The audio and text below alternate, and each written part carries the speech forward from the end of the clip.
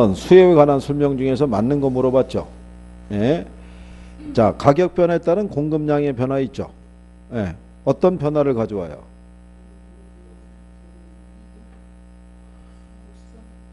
이거는 곡선에서의 이동인 거예요. 가격 변화에 대한 변화는 곡선에서의 이동. 그죠? 이게 구별이 안 돼 있으면 이거는 이제 그 공급량의 변화, 공급의 변화하고요. 수요량의 변화하고 수요의 변화가 구별이 안 돼 있는 거예요. 그거를 또 확인하실 수 있어야 되고. 그 다음에 다른 모든 조건이 일정할 때 재화의 가격이 오르면 수요량은 2번은 이 수요 법칙을 얘기하는 거예요. 가격과 수요량은 반비례니까 가격이 오르면 수요량은 감소해요. 그 다음에 3번에 가면 다른 조건이 일정할 때 어떤 변화가 발생하면 곡선이 이동해요. 소득이 증가했을 때 가격이 변하면 곡선에서 이동이 발생해요. 자, 임대료가 상승하게 되면 무슨 효과에서 다른 재화의 소비량이 상대적으로 증가해요? 이건 대체 효과인 거예요. 상대 가격의 변화로 발생하는 거예요.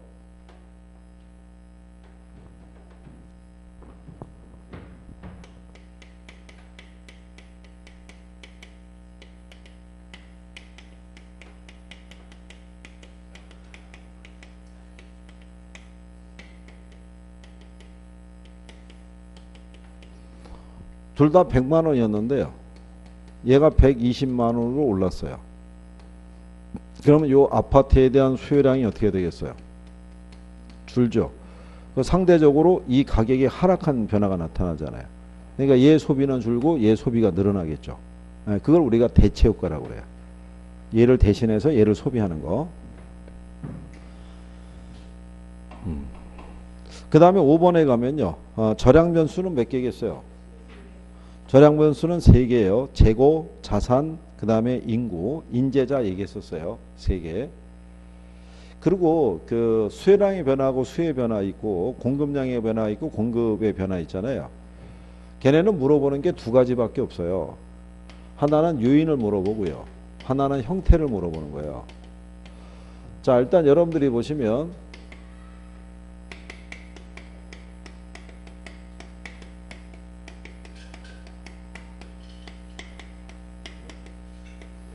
이 변화를 가져오는 거는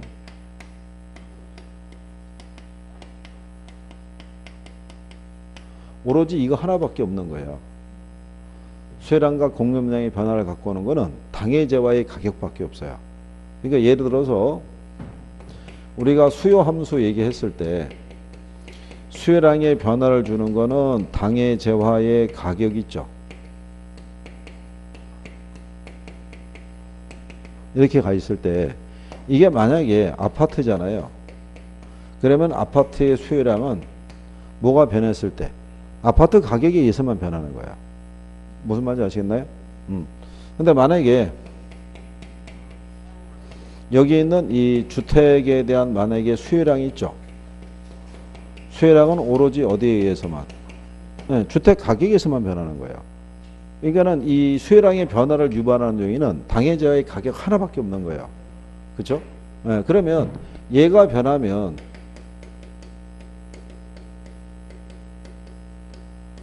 이렇게 곡선에서의 이동이 발생하는 거예요. 곡선이 이동하는 게 아니라 곡선에서의 이동이라는 거는 이렇게 수요 곡선이 있으면 여기 있는 요 점이 있을 거 아니겠어요? 이렇게. 그럼 얘가 이렇게 이동한다고요. 여기 보시면 이런 식으로. 그럼 얘가 어디서 이동한 거예요? 곡선에서. 얘가 좌우로 이동했다는 얘기는 가격이 변화가 없다는 얘기죠. 이렇게 돼 있을 때 얘가 이런 쪽으로 이렇게 이동했다고 가정해 보세요. 이렇게. 그럼 얘가 이동했을 때는 뭐는 그대로인데 가격은 그대로인데 곡선이 이동했잖아요. 그러니까 곡선이 이동한 거는 가격이 아니라는 거예요. 이렇게 선에서 이동이 발생한 것만 가격. 그러니까 2가지를 물어보는 거예요. 딱 2개밖에 없어요. 이게. 그러니까 그걸 내가 지금 알고 있느냐 그 여부를 한번 확인해 보시고. 그래서 1번에 대한 것에서는요. 가장 포인트를 둔 게 이거예요. 이 변화를 알 수 이제 정리가 되어 계신가. 그 다음에 2번에 가면요. 1번에 A제하고 B제가 대체 관계에 있을 때 A제의 가격이 상승하면 B제의 가격은 어떻게 돼요?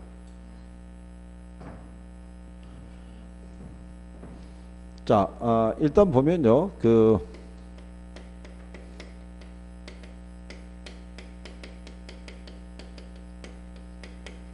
얘가 가격이 상승하면요. 얘 소유량은 줄고요. 대신에 B 재화에 대한 수요가 증가해요. 그럼 B 재화에 대한 가격은 어떻게 되겠어요? 상승하겠죠. 이렇게 가격의 움직임이 같으면 이게 대체제예요. 대체제.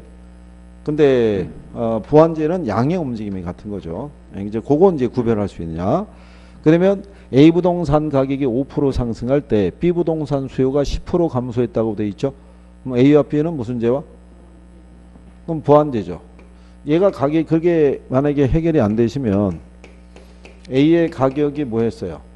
상승했잖아요. 몇 프로는 중요한 게 아니죠. 상승하면 얘 수요량이 어떻게 돼요? 감소할 때 그 옆에 보면은 B 부동산 수요도 어떻게 돼요? 감소했잖아요. 이렇게 양의 움직임이 같으면 부환제라고요. 그죠? 그러면 얘가 가격이 변할 때 이렇게 돼 있으면은 양이 어떻게 되는 거? 요 밑에 이거 하나 쓰면 돼요. 가격이 상승하면 얘 수요가 준다 그랬지. 근데 같이 줄었어. 그럼 얘는 부환제야. 그렇게.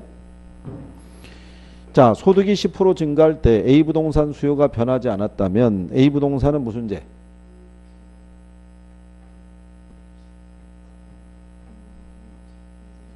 아니 왜 왔다 갔다 하는 거야? 이거 박주자. 중간제, 중간제.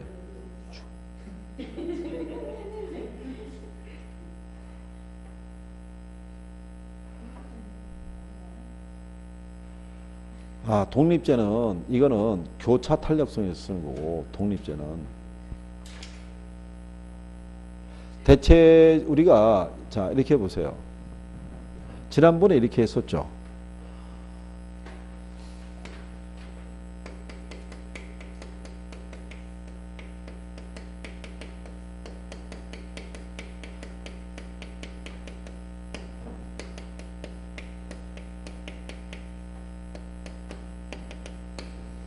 자, 아파트가 당해제하니까 당해제의 가격이 변하면 당해제 수요량도 변하죠. 근데 빌라 가격이 변하면 아파트 수요량에 영향을 줄 수 있어요, 없어요? 있을 거 아니에요. 이게 대체제. 이게 관련제와. 그죠? 근데 만약에 콜라 가격이 변했어요. 그러면 아파트의 수요량에 영향을 줘요, 안 줘요? 이건 다른 제와. 이런 애들이 독립제라는 거예요. 서로의 가격에 소비량이 아무런 영향을 주고받지 못한 애들을 독립제. 예? 이게 탄력성이 0이라고 얘기하는 거예요. 그죠?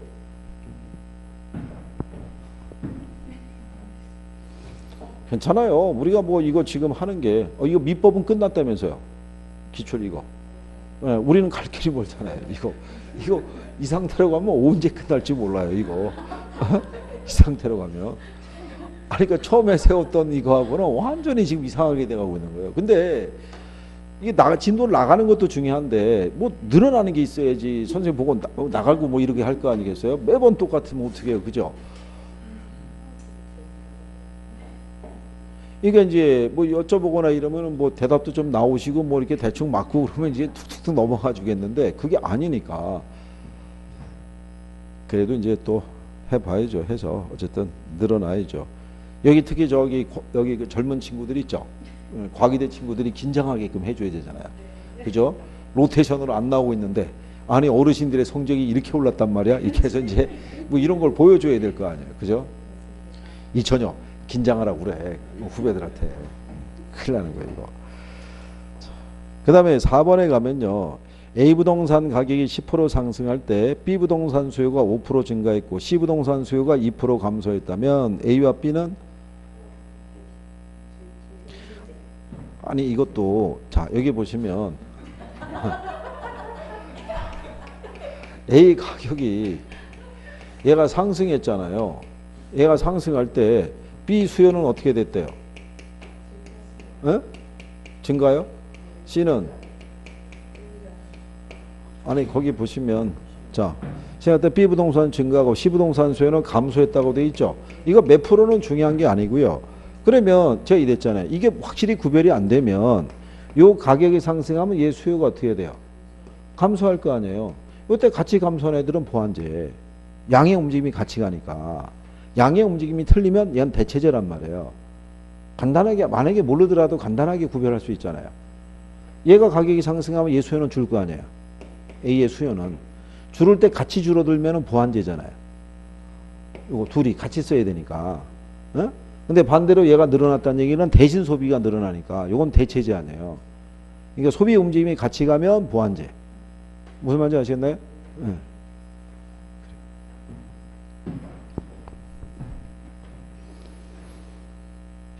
그러면 자 5번 보시면 빌라 가격이 5% 상승하자 아파트 수요량이 10% 감소했다고 돼 있죠. 그럼 무슨 관계가 있어요? 자 빌라 가격이 5% 상승했죠. 그럼 빌라 수요량이 어떻게 돼요? 줄을 거 아니에요.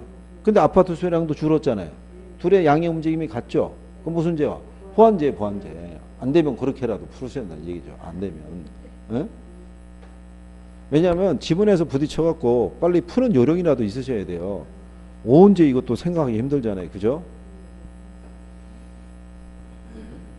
자, 3번에 가면 탄력성에 관한 설명이 있어요. 1번에 가면 수요의 가격 탄력성이 1보다 크다라는 것도 있죠. 가격의 변화율이 수요량 변화율보다 커요, 작아요?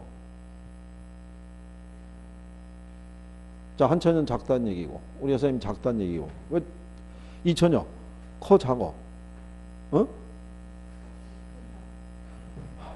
이게 작다는 얘기죠. 가격의 변화가. 그렇죠? 가격 탄력성이 1보다 크다는 얘기는요. 가격의 변화율보다 수요량 변화율이 크다는 얘기예요. 그러니까 수요량의 변화보다는 가격 변화율이 작다는 얘기죠. 그러니까 이런 거잖아요.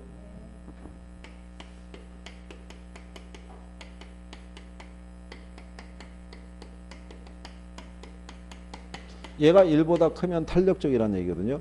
그러면 이 변화보다 이 변화가 크다는 얘기예요. 그러니까 얘가 10% 변할 때 얘가 11% 변했다는 얘기죠. 그러니까 10분의 11이니까 1.1 될 거 아니에요. 그러니까 가격이 변화도 얘가 크죠. 그러니까 얘보다는 얘 변화가 작죠. 그렇잖아요. 어? 작다, 작다. 아니 우리 박 총각까지 왜 그러는 거야?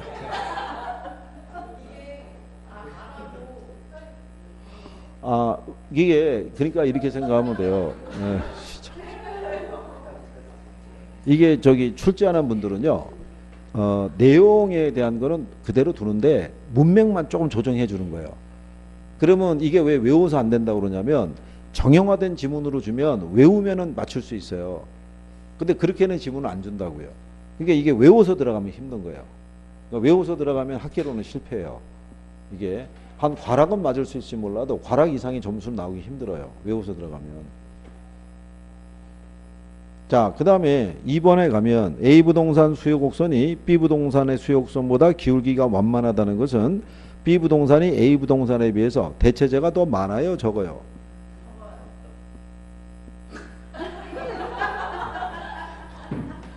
괜찮아요. 언젠가는 일치된 대답이 나올 수 있을 거예요. 그죠?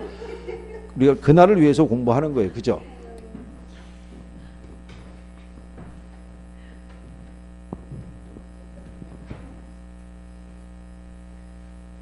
이게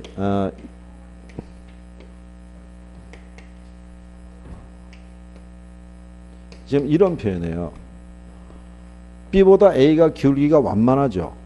네, 완만하다는 얘기는 얘가 탄력적이고 얘가 비탄력적이잖아요. 그럼 둘 중에 어느 게 대체재가 많겠어요? 이게 많고 이게 적을 거 아니에요. 그죠? 그러니까 문장이 A 부동산의 수요 곡선이 B 부동산의 수요 곡선보다 기울기가 완만하다는 얘기잖아요. 예, 그러면은 A가 탄력적이고 B가 비탄력이라는 얘기거든요. 상대적으로. 그럼 B 부동산이 A 부동산에 비해서는 대체재가 더 적다라고 할 수 있죠. 예, 아니 근데 그러니까 출제자가 이렇게 배열을 해줘요. 이렇게. 그러니까 왜 투자론에 가서도요. 기대 수익률하고 표준 편차 있죠. 그렇게 주는 거예요. A와 B의 기대 수익률의 크기는 같고 B의 기대 수익률의 표준 편차가 A보다 크다면 언제나 A를 선호한다. 이런 식의 지문으로 들어오는 거예요.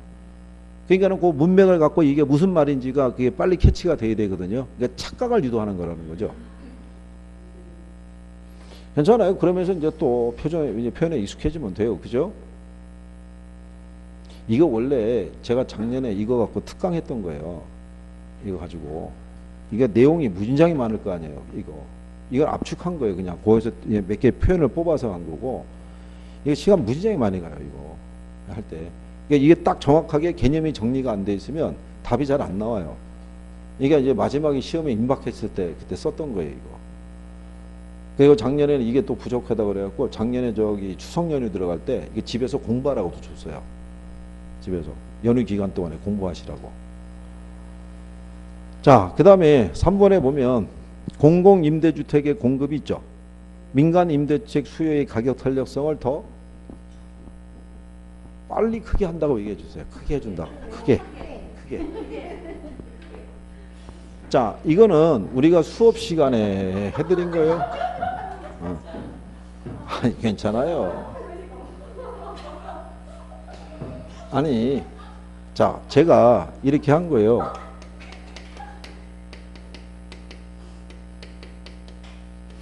민간 임대주택 시장에 여기 임차자들이 있죠.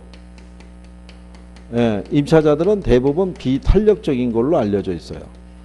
그럼 얘가 왜 비탄력적이냐면 이거를 대신할 만한 이게 없는 거예요. 대체제가.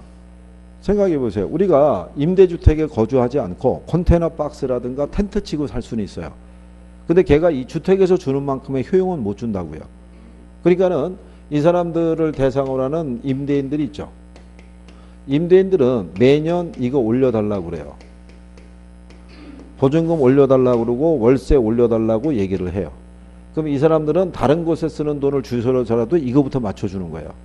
이게 이제 비탄력적이라는 거예요. 지금 여기 임대료나 이런 게 변했잖아요.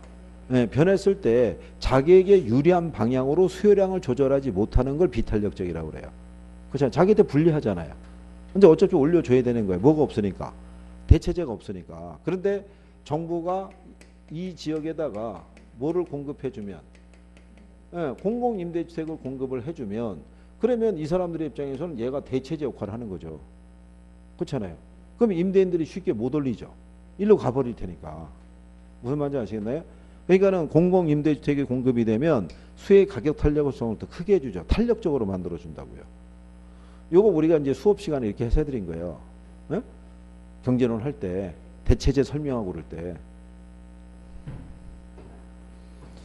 자, 크다란 얘기죠. 크게 한다.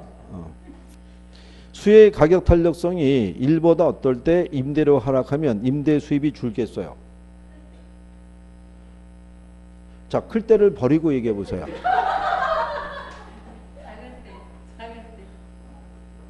자, 여러분들이 여기 보시면 지금 한 거란 말이에요. 지금. 자, 지금 보면 얘네가 지금 비탄력적이죠. 비탄력적일 때는 이거 올리면은 받아줄 수밖에 없죠. 대체제가 없으니까. 근데 여기서 내리면은 손해잖아요. 수입이 줄잖아요. 무슨 말인지 아시겠나요? 이거를 내려서 수입이 늘어날 수 있는 경우는 탄력적일 때라고요. 에? 비탄력적일 때는 올려야 수입이 늘어나는 거예요. 내리면 수입이 오히려 주는 거예요. 얘들은 어차피 갈 데가 없는데. 그렇지 않아요? 임대료 올리면 무조건 받아줄 수밖에 없다는 얘기죠. 근데 내려주면 내가 손해라는 거예요. 그래서 여러분들이 아시다시피 매년 왜 된장, 고추장, 간장 얘네들은 가격이 올라요. 그렇죠? 예. 그러니까 그거를 여러분들이 인식을 해야 되죠. 그죠? 이번에 뭔가가 아마 가격을 올렸을 거예요. 담합해서. 가격 올려가지고, 그것 때문에 말이 많은데 자기들끼리 해서 이미 가격을 다 올린 그런 제품이 하나 있어요. 품종이. 아니, 뭐, 간장은 뭐. 그래서 이미 올려가지고, 아니, 근데, 맞아요. 간장도 매년 올라요. 간장도. 이렇게 생각하시면 되고. 그래서 이미, 그러니까 이쪽이 정리가 잘 안 돼 있으면, 거기 요렇게 체킹했다가 나중에 확인해야 돼요. 그리고 거기 5번에 보면 수요가 가격에 대해서 어떨 때 공급이 증가하면 가격이 하락하겠어요.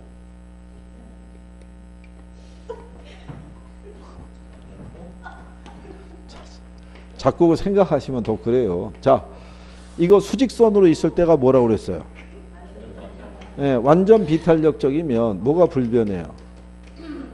예, 양이 불변이라는 것은 가격은 변할 수 있어요, 없어요?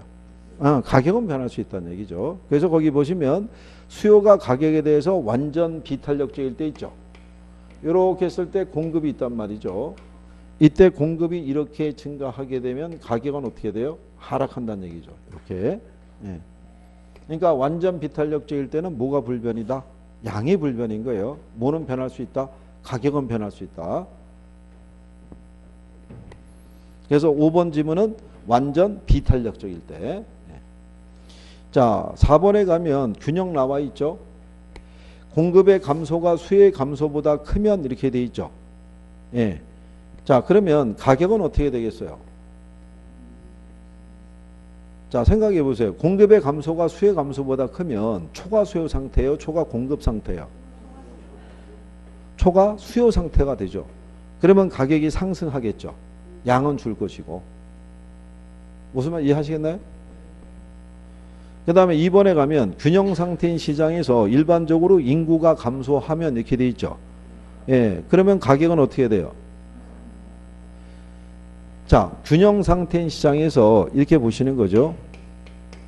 인구가 감소했다는 얘기는요.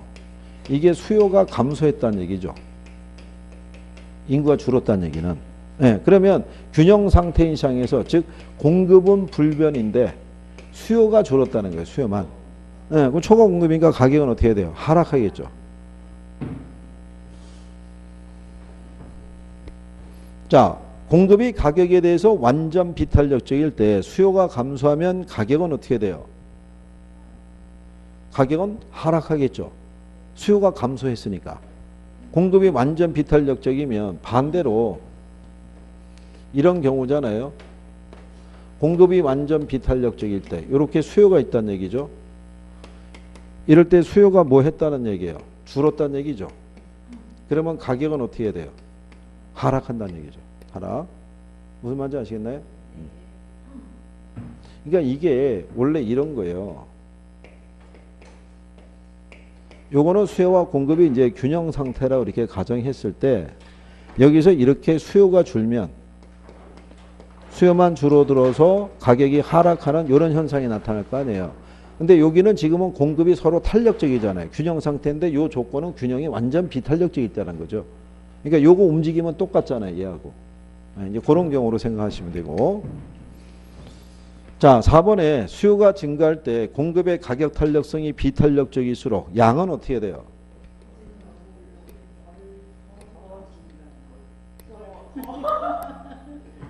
자, 여기도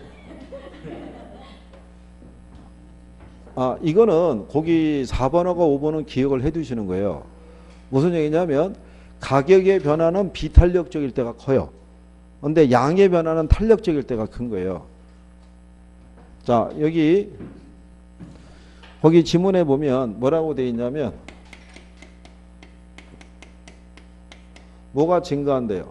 수요가 증가하면 가격은 어떻게 돼요? 상승해요. 가격이 상승하면 공급은 증가하게 돼 있어요. 그죠? 그런데 얘가 비탄력이잖아요. 그러면 얘가 덜 증가한다는 거예요.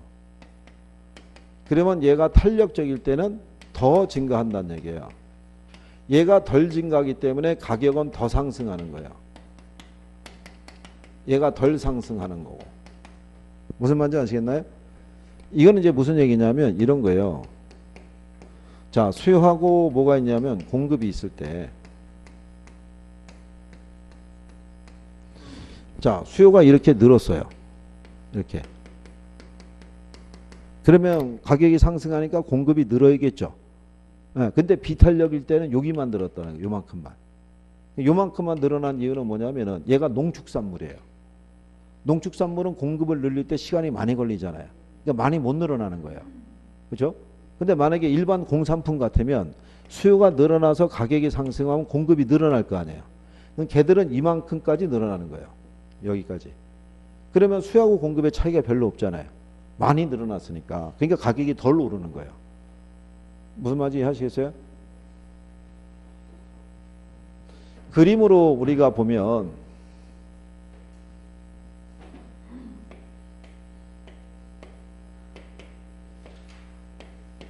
자, 이렇게 구성이 되어 있을 때요. 여기에 공급 곡선의 기울기가 하나 더 그려져 있어요. 그러면 S보다 S1이 기울기가 완만하니까 얘가 탄력적이겠죠. 그리고 얘가 비탄력적이겠죠. 이 상태에서 수요가 증가하는 거예요. 이렇게. 자, 수요가 증가할 때 가면 가격이 상승하겠죠. 그러면 이게 비탄력적이라는 애는 공급이 여기까지만 늘어나는 거예요. 그러니까는 가격이 여기까지 상승해요. 근데 탄력적인 애는 공급이 여기까지 늘어나요. 그러니까 가격 상승폭이 적은 거예요. 이렇게. 그러니까 이 얘기가 뭐냐면 일반에서 농축산물 같은 경우 수요가 늘어나더라도 공급을 쉽게 늘리기가 어려우니까 수요가 늘어나는 것에 비해서 공급이 많이 못 늘어나는 거예요. 이렇게. 그럼 초과수요 상태가 커지잖아요. 그러니까는 가격이 더 상승하는 거예요. 근데 공급을 쉽게 늘릴 수 있는 애들 같으면은 수요가 늘어난 만큼 공급도 어떻게 돼요? 거의 같은 수준으로 늘어난다고 생각해 보세요. 그러면 갭이 별로 없잖아요. 그럼 가격이 많이 올라갈 일이 없죠. 그러니까 탄력적일 때는 양의 변화가 어떻게 돼요? 같이 가주니까 가격은 덜 상승한다고요. 이게 그거 얘기하는 거예요. 그래서 저기서는 일단 뭐 생각하시면 되냐면 가격 변화는 비탄력적일 때가 커요. 그러니까 오르면 더 오르고 내리면 더 내려요. 네? 일단 그리고 양의 변화는 반대예요. 그러니까 일단은 가격 변화부터 먼저 생각하셔도 돼요. 그럼 5번에 가면 공급이 증가할 때 수요의 가격 탄력성이 탄력적일수록 균형 거래량은 어떻게 돼요? 네? 더 증가하겠죠. 더. 얘가 더 증가하기 때문에 가격 변화는 작은 거죠. 그렇겠죠? 예, 요거 두 가지, 요거는 기억을 꼭 해줘야 돼요, 인지를.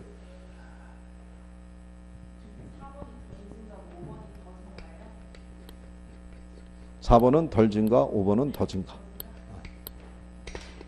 괜찮아요. 이게 우리가 지금 4월이기 때문에 그래도 해볼 수 있다는 거예요. 이걸 그냥 이 상태로 끌고 가시다가, 제가 이거 왜 중간에 점검해 보려고 그러냐면, 이거를 중간에 대충 선생님이 알아야 돼요.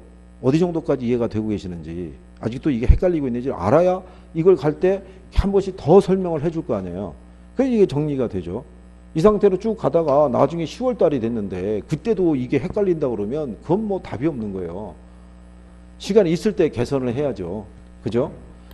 그리고 얘네가 지문이 경제편에서만 나오는 게 아니라 다른 파트에서 이렇게 끼어서도 들어와요. 그러니까 그거를 이제 기억을 해야 되는 거죠. 자, 그리고 5번이 경기 변동이죠. 예, 이제 다 끝났어요. 이제 5번은 쉬운 거예요. 그죠? 예. 자, 8월 1일 부동산 대책으로 시장에 영향을 받았다면 무슨 변동에 해당이 돼요? 벌써 대답이 잘 나오잖아요. 그렇잖아요. 예, 이게 티가 확 나잖아요. 그죠? 자, 하향시장에서 직전 국면 정점의 거래 사례 가격은 현재 시점에서 새로운 거래 가격이 뭐가 되겠어요? 상한선. 잘 하시잖아요. 근데 이제 문제가 뭐냐면 여기 보면 경기 변동은 하나만 있잖아요. 근데 수요 공급 이론은 4개잖아요. 그렇잖아요. 문제의 비중이 틀리잖아요. 그렇죠? 하나를 맞고 4개를 포기할 수는 없잖아요. 그렇잖아요. 후퇴 국면에서 중개 활동은 누구를 더 중시하겠어요? 매수자 중시할 거고요. 가격에 대한 수요의 탄력성이 공급의 탄력성보다 어떨 때 새로운 균형으로 수렴해요? 에? 클 때밖에 없어요. 자, 근데 이거는 이렇게 생각하세요. 수렴형 있죠? 수렴형에 대기한 조건은 수요의 가격 탄력성이 뭐보다 클 때, 공급의 가격 탄력성보다 클 때. 무슨 형은? 수렴형은 뭐가 클 때? 수요의 탄력성이 클 때. 그게 수렴형인 거예요. 자, 5번에 A 부동산 수요 곡선의 기울기가 0.7이고요. 공급 곡선의 기울기가 0.2면 무슨 형이 돼요? 이건 발산이죠, 발산. 이게 발산형은요, 수요보다 공급의 탄력성이 크잖아요. 그죠? 수요의 가격 탄력성보다 뭐가? 공급의 가격 탄력성이 크면 기울기는 반대잖아요. 그렇잖아요. 근데 거기 보면 수요곡선의 기울기가 0.7이고, 그죠? 공곡선의 기울기가 0.2니까 이거는 발산형이 되는 거죠. 여기 기울기 값에서 마이너스 해보는 신경 안 쓰는 거예요. 절대값이니까. 그죠? 예. 자, 여러분들이 보시다시피 5번 문제는 간결하게 그냥 쭉 가잖아요. 한 번에. 그러니까 이제 여기는 어느 정도는 돼 있다. 이제 선생님이 이제 판단을 하고 나머지 1, 2, 3, 4번 중에서 1번은 그래도 조금 난데 2번, 3번, 4번 갈 때 이게 이제 변화가 있으니까 이 부분을 이제 좀 보완해야 된다는 얘기죠. 그러면 이게 이제 나중에 뒤로 가서 우리가 또 마무리될 때쯤에서 한 번 더 테스트를 하면 그러면 이제 여실히 이게 또 나와요. 그러면 이제 그거를 보고 선생님이 이제 어느 파트를 갖다가 보완을 해야겠구나 이거를 이제 생각을 하는 거죠. 근데 여러분만 그런 게 아니라 다른 학원 다 똑같아요. 5번을 제일 잘 풀고요. 2번, 3번, 4번을 제일 헷갈려 하는 거는 지금 모든 지역의 학생들이 다 비슷해요. 그러니까 아직은 완성이 안 된 거예요. 이게 너무 그거 가지고 이렇게 스트레스 받지 마시고 우리가 또 강점 중에 하나가 그거잖아요. 금방 잊어먹잖아요. 그죠? 자, 5분만 쉬었다.